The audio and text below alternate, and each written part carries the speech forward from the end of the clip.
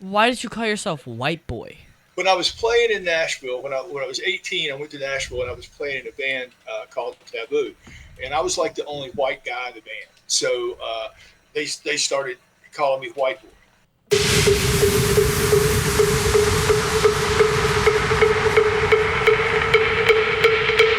Ladies and gentlemen, boys and girls, babies in their diapers, welcome to the Tiberius Show with your host, Tiberius Boy. That's me, Tiberius. And welcome to the Tiberius Show today. And I'm your host, Tiberius Boy. And as always, we're looking at various jobs and how they affect the world around us. Today's guest is going to be very interesting. We're going to talk to a rock legend. Do you have any idea what a rock legend does? Well, I think I have an idea of what it is, but let's find out. Let me introduce our next guest, the one, the only, the amazing Mike Matney. Hey, Tiberius, how you doing, brother? Doing Thanks pretty for having good, me on, and man. thank you for being on the show. Okay, so you are listed as a rock legend. Well, can you tell my listeners exactly what do you do? Well, you know, I have a farm here in Virginia, and I live on the farm, and I do a whole lot of that. And I've got a studio here on the farm, and I stay in it. I write a lot, and other than that, I spend a lot of my time on the phone and on the computer, and I'm constantly trying to build a name and to try to line shows up and that kind of thing. So what prompted your interest in music, and how did you decide on rock? Oh, geez. Well, as it goes, man, my mom was. I live in the. We start by saying I live in a small rural town in Southwest Virginia in the Bible Belt. My mom was a piano player in the church in the little Baptist church here, and I grew up with music in the house all the time. And I was taking piano lessons when I was like in the first grade. So, and as far as deciding on rock, I guess, I grew up through the 70s and stuff. And so music on the radio and stuff it was awesome back then. So I was listening to that and was highly influenced by what I was hearing on the radio at the time. So now you play guitar and sing? Well, what is more fun to do?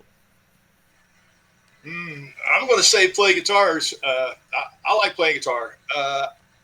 As far as singing, I've never thought of myself as the greatest singer, but I enjoy playing guitar, and I've been a guitar player in several bands, and a singer in my band.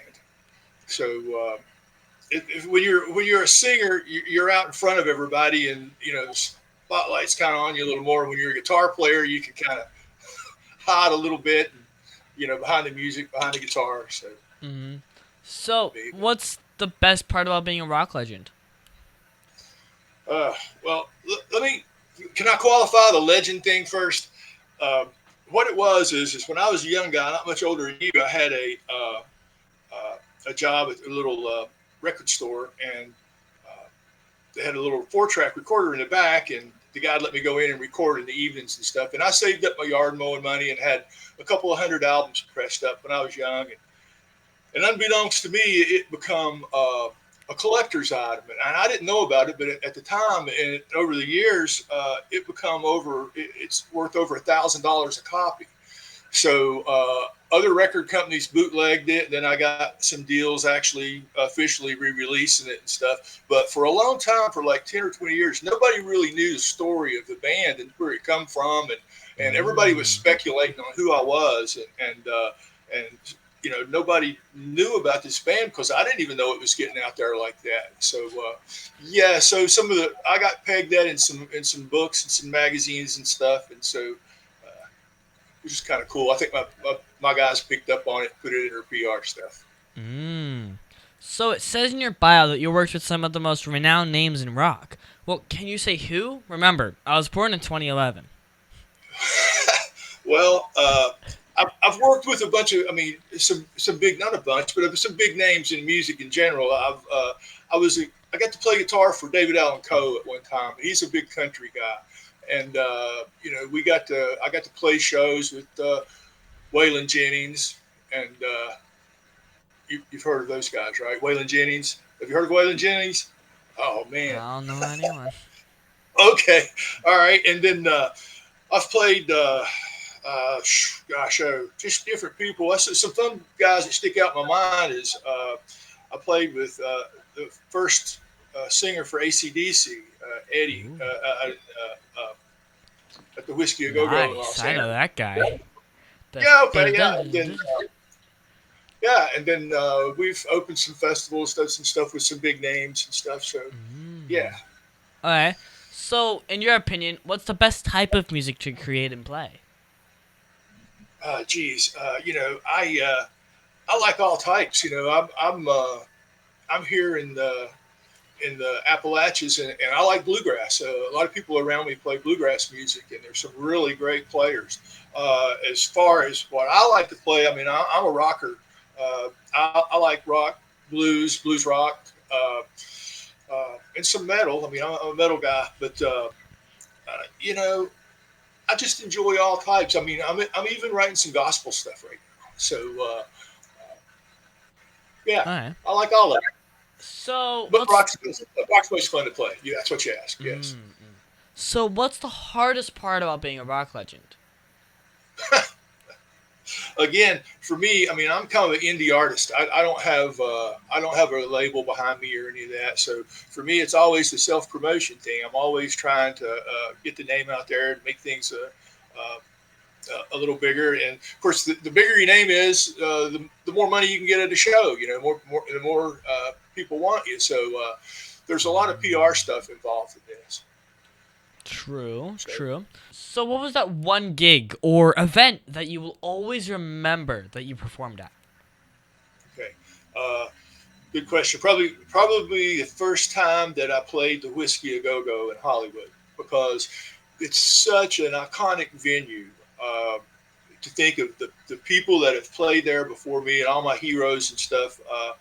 When I was backstage getting ready to go on, I was thinking, here I'm standing where all these other guys stood, and being on that stage for a musician, it's kind of like being in the place is really set up nice. It's kind of like being in a cockpit of a jet plane. I mean, you got the speakers, or everything's just right, the sound's just right, the video's there, and the times that I've played there, I've played a couple of times, actually about 4 or 5 times there, and it's always been just great. But the first time, the thrill, I mean, we were sold out. It's just awesome.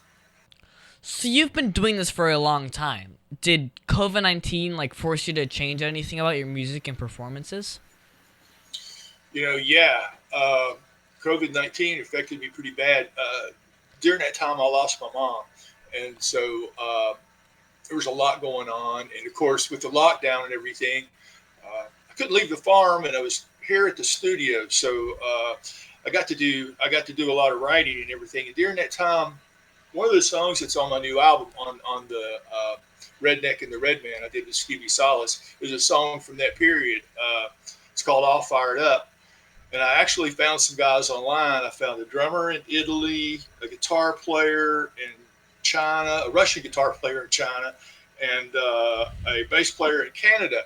And we all did this song together online. And actually, we put that on the album, and we redone it. But I got to write a lot during that time.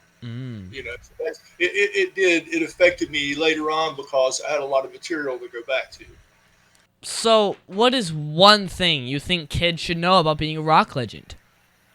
Oh gosh, and I say this not to be mean, but don't give up your day job. I mean, it's really hard out there right now because there's so many people that are doing it, and it's very competitive out there. So know exactly what you want. As far as it's what you want to do, what you want to get out of it. Don't give up, and of course, school is important. I mean, I have a degree in recording industry management from MTSU, and that's helped me a lot as far as being an indie artist, and knowing what to do and stuff. And so yeah, school is important. Just focus, and and like I said, don't give up your day job. Have something you can rely on, Mm-hmm. and just stick to it. Okay. Don't ever give up. Well, here seems like a good time to take a quick commercial break. Let's hear a word from our sponsors. So you want to make an ad for your company, right? Yeah, Tiberius, you want to help me? Okay, so what's the name of the company? PPWND. PP what? Professional Pressure Washing and Detailing. So you like clean driveways? Yeah, like that. We pressure wash commercial buildings and semi-truck and trailers. So how would someone get a hold of you? They can visit my site at ppwnd.com or call me at 407-900-7793. So I just tell them to call you at 407-900-7793 or visit ppwnd.com? Yeah, Tiberius, you got it. Cut! That's a wrap! Just use that. Oak Ridge Gun Range is a family-oriented shooting range that has been in business for over 30 years. They specialize in basic firearm training and offer numerous services such as consignments, gun trades, gunsmithing, and concealed weapon classes. I even got my training for gun safety at Oak Ridge Gun Range. Great customer service, and firearm safety is what they do best. So find out more at oakridgegunrange.com. And we're back here talking with Mike Matney. Mike is a rock legend and makes a lot of music. So, Mike, I've heard you make over 300 albums. So, how do you have the time to do so many songs? All right, Tiberius, I'm not sure exactly where the 300 albums come out. I've got 3 albums out. The original album, when I put it out, there was 300 copies of the original album. The one I was telling you about, with $1,000 a copy, there was 300 original albums on that. But right now, I have 3 albums out, 2 under White Boy and the Average Rap Band is the name of the metal band, and the one I've got now that I'm focused on is The Redneck and the Redman. That's an album I've done with Stevie Salas. Stevie Salas is a multi-platinum producer and artist. If you don't know who he is, you might check him out. He's guitar player for Rod Stewart for years, Mick Jagger. Okay. Played Justin Timberlake. You probably know that name. He won Sundance Film Festival a couple of years ago for a documentary called Rumble, and it was all about the Native Americans, the part that they played in rock and roll, and how they kind of got left out of the history. So, but anyway, that's my buddy Stevie Salas, and the new album. It's The Redneck and the Redman. So you can find it on just everywhere. So. Okay, so do you write all of your songs, or do you perform songs with other people? Like do other people write it for you? No, I write all my own stuff. That's the fun part for me. Now, when it comes to this new album, The Redneck and the Redman with Stevie, he is a co-writer with me on that. I kind of took him the songs and stuff, or he picked out the songs out of our repertoire that he thought would be best for the album, and then he kind of helped me rewrite them and redo them to fit a particular style. And so he's the co-writer. So that's the first time I've ever collaborated with anybody. Okay. So where do you get the ideas for the songs that you do write? Sometimes I wonder that myself. They just come to you. For me, I like to write a guitar riff first. I'll start with a guitar riff, and I'll get something that I like, and then I'll go back and I'll listen to that riff over and over and over, and I'll try to write it from there. Sometimes if somebody was just, I didn't know they were here and was watching me, they would think I was speaking in tongues or something, because I can hear the way I want the lines to come out and everything. So I try to write around that. Does that make sense? Mm-hmm. So do you have to go to school to be a good musician and to get rock legend status? Again, the rock legend thing, that was the way that come about. But, no. I know too many good musicians. Locally and nationally that, are not formally trained. And so, no, I don't think that's a requirement. However, it's kind of like if you're speaking a language, and the more words that you have, the better you can communicate. So by going to school and by learning more, the better you can communicate your ideas and your writing and stuff. So yeah, stay in school.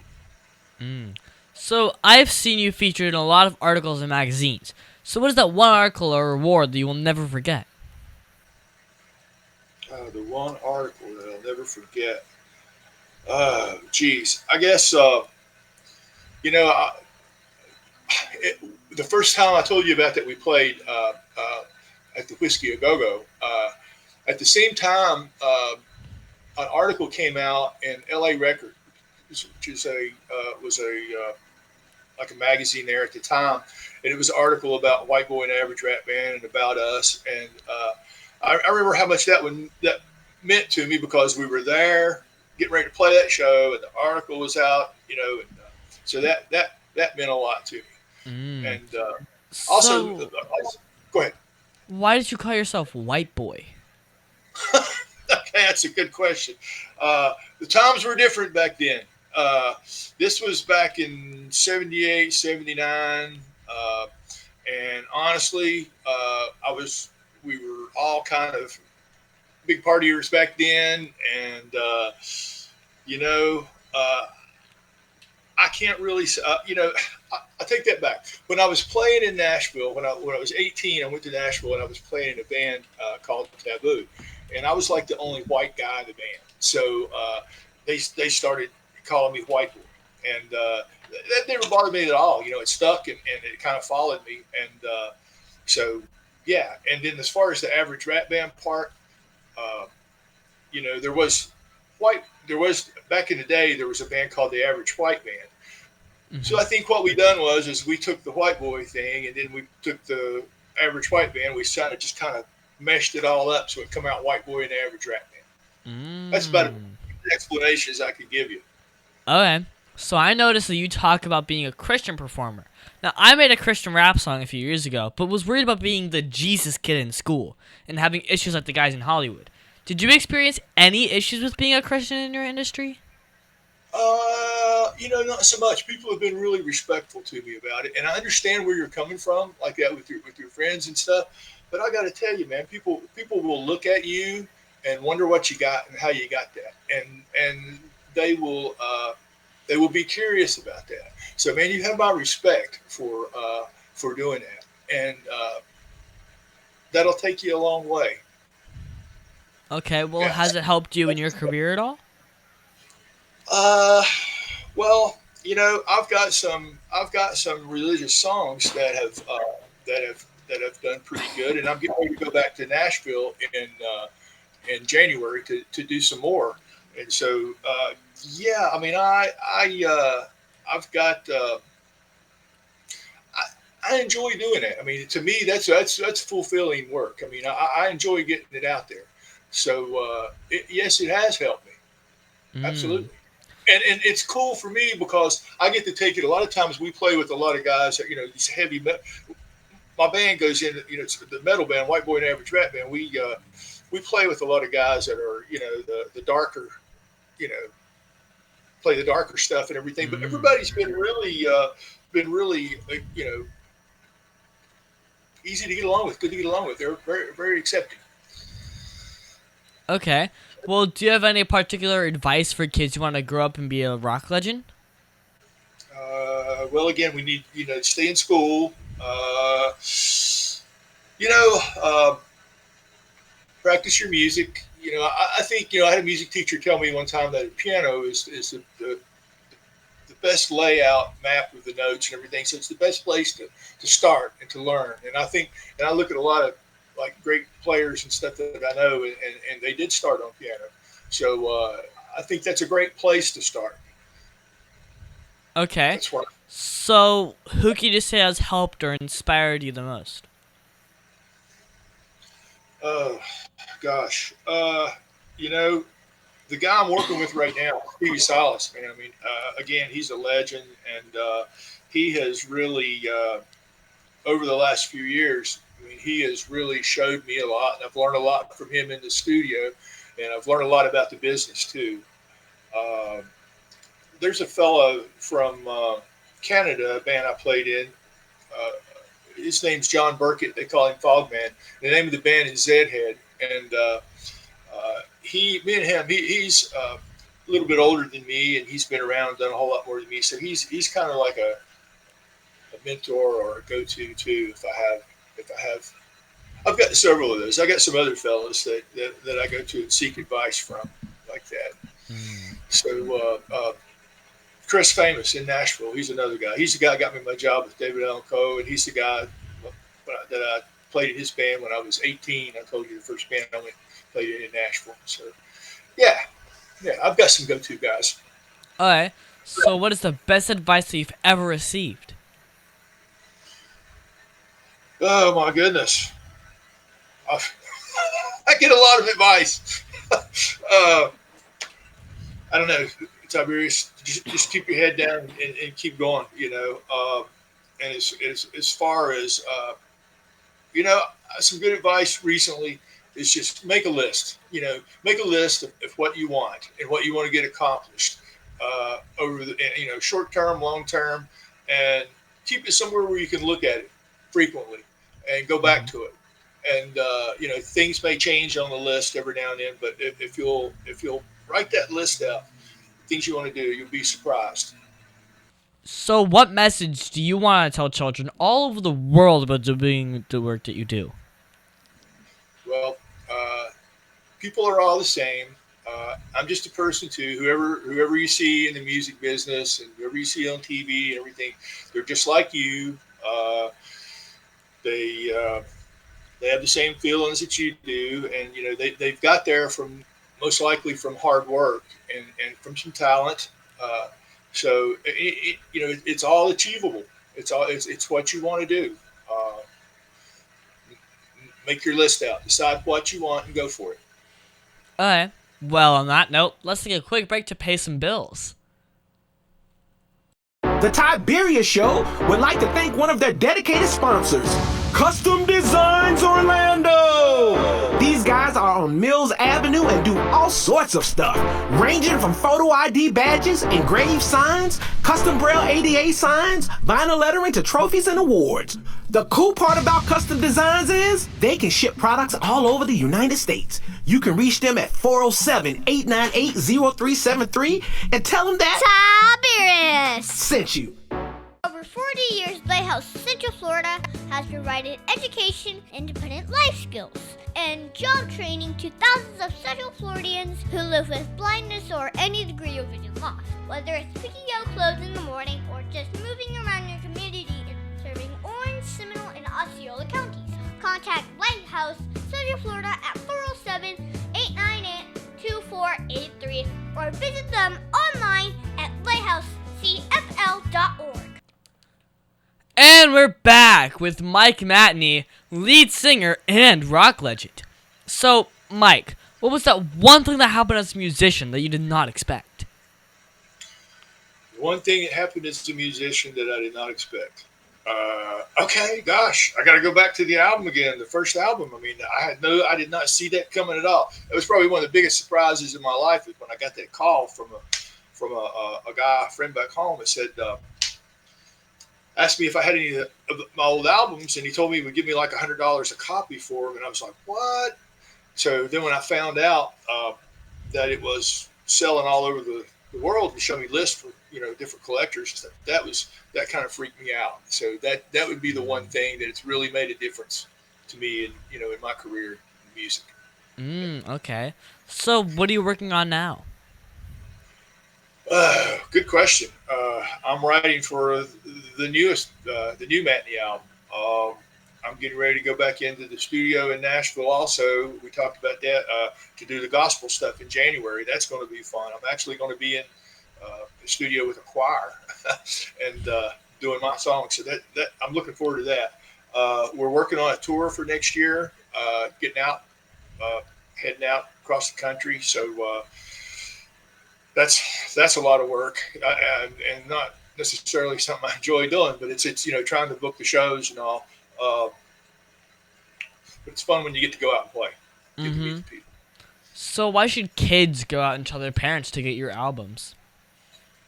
Oh, okay. Well, first off, it's good stuff. And then my stuff is not really. There's no bad language in it, and there's no really graphic stuff in it. So it's fairly clean as far as that goes, and it's my stuff is not really the metal hard dark stuff today. So that would be one good reason. Well, if Other you than could that- go back in time and give your 13-year-old self advice, what would it be? Geez. Probably don't drink, don't smoke, don't marry your first wife.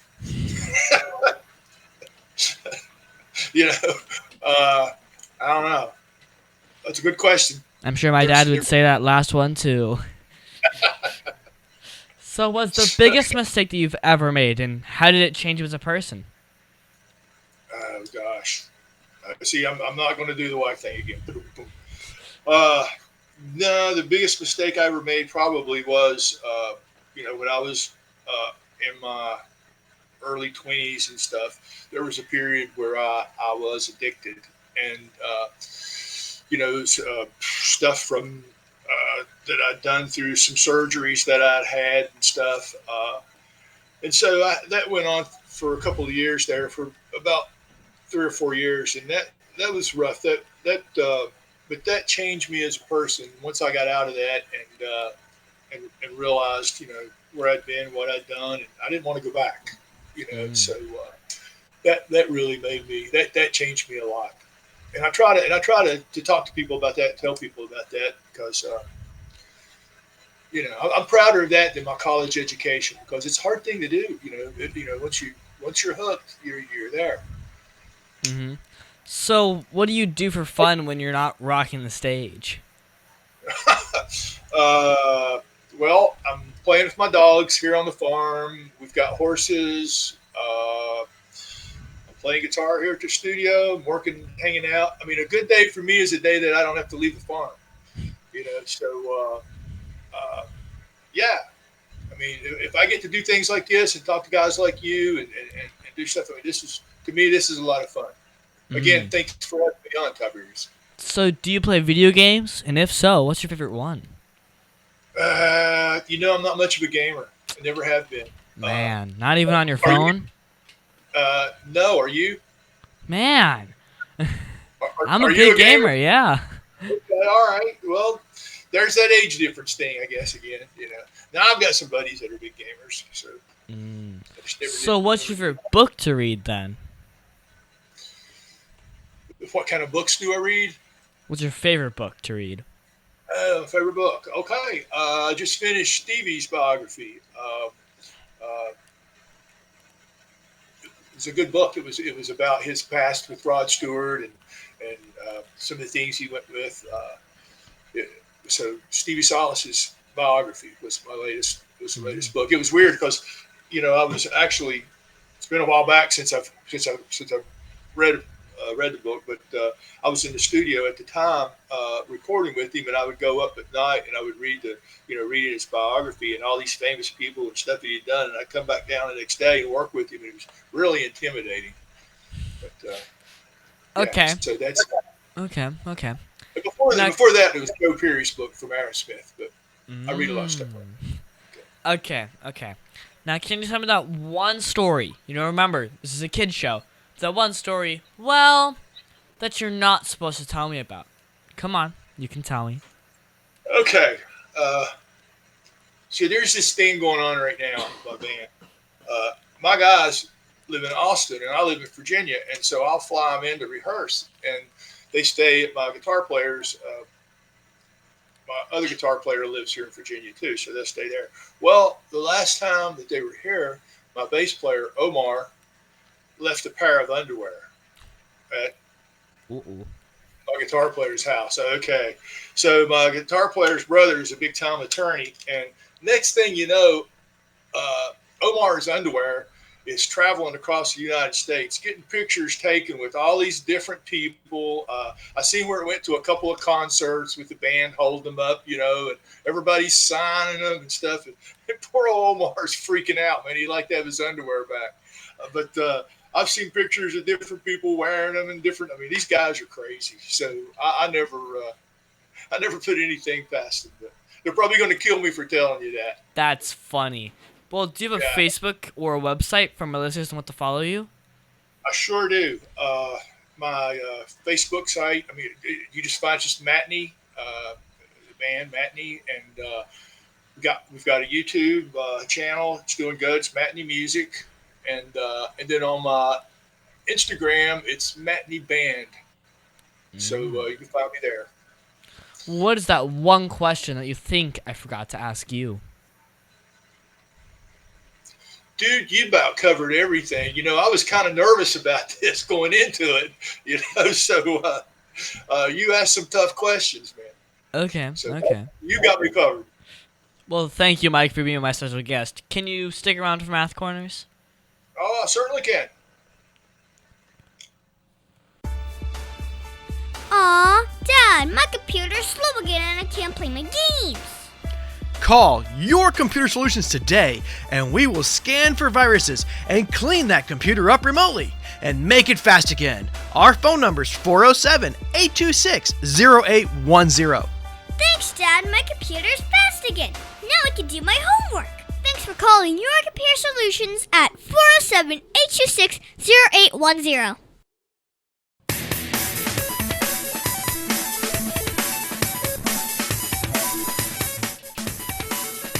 Tiberius' favorite subject, it's Math Corners! And thank you, Mike, for helping me with Math Corners. This week, we're just more multi-step word problems, but my dad's always going to find new problems for me to solve. And today, we're going to talk about ticket prices. Ooh, those are rough. Okay, so a famous rock band, the Electric Vibes, is on tour. They sell tickets for $50 each, and the concert venue can hold a maximum of 2,000 people. For every $5 increase in ticket price, 100 fewer people will attend the concert. What ticket price will maximize the band's revenue for a single concert?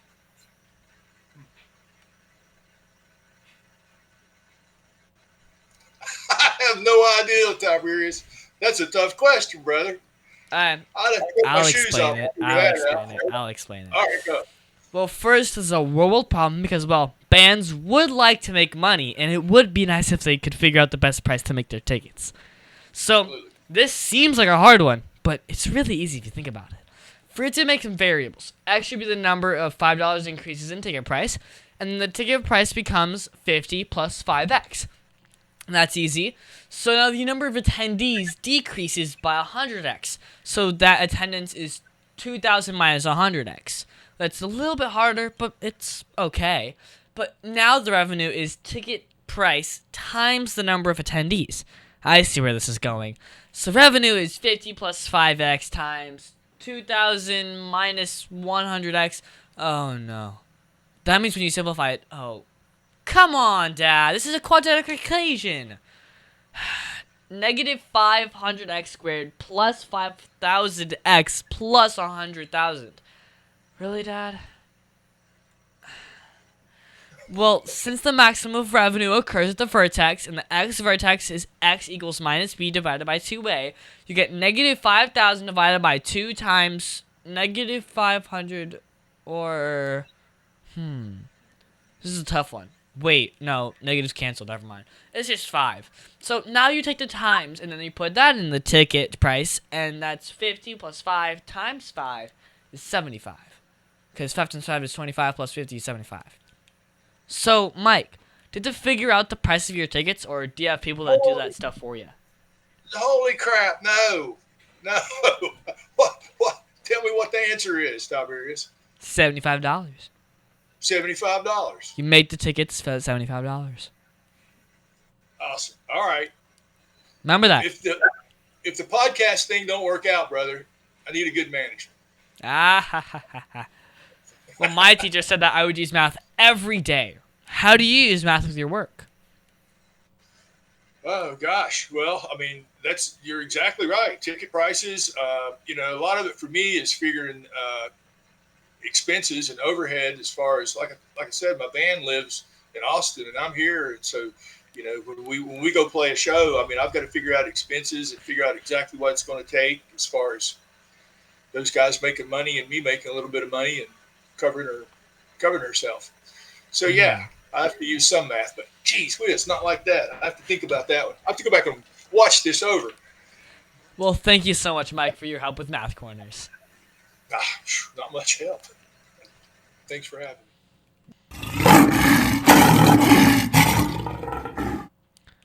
And now it's time for the Heart of a Lion.